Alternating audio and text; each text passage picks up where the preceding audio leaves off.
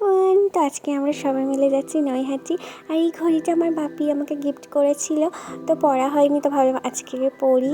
তো রেডি হয়ে গেছি। অনেক দিন ধরেই সবাই মিলে ভাবছিলাম নৈহাটি যাবো বড় মার কাছে, কিন্তু যাওয়া হয়নি অনেক কারণে। তো আজকে বেরিয়ে পড়েছি সবাই মিলে। তো ট্রেনে উঠে আমি একটু ভিডিও বানালাম, তারপরে বড় মার কাছে পৌঁছে গেলাম। গিয়ে সবাই মিলে ডালা কিনে নিলাম, ফুল প্রসাদ সব কিনে নিলাম, নিয়ে মার কাছে যাওয়ার জন্য লাইন দিলাম। লাইনে অনেক লোকজন ছিল, রোদে কিছুক্ষণ দাঁড়িয়েছিলাম, তারপরে আমরা ভেতরে গিয়েও কিছুক্ষণ দাঁড়িয়েছিলাম, তারপরে ফাইনালি মাকে দেখতে পেলাম। তোমাদেরকেও একটু শেয়ার করলাম, তোমরাও দেখে নাও বড় মায়ের মুখটা। পুজো দেওয়া হয়ে গেছে, আমরা বেরিয়ে পড়েছি।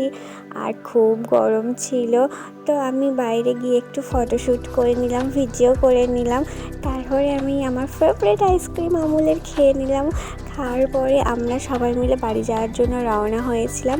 তো আমরা গিয়েছিলাম নিউ টাউনে হাজারতলার মন্দিরে, ওখানে কিছুক্ষণ বসেছিলাম। বসে থাকার পরে কুলফি খেলাম, বা মটকা তোমরা যেটাই বলো।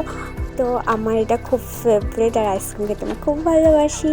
তো এটা খেলাম। খাওয়ার পরে আমার ফ্রেন্ড একটা খেয়ে হয়নি, আবার দুটো করে খেলাম আমরা দুজনে। তো খেয়ে গল্প করে সন্ধেবেলা বাড়ি চলে গেলাম। অবস্থা খুবই খারাপ ছিল, সারাদিন খুব ঘুরেছি, ক্লান্ত। তো টাটা।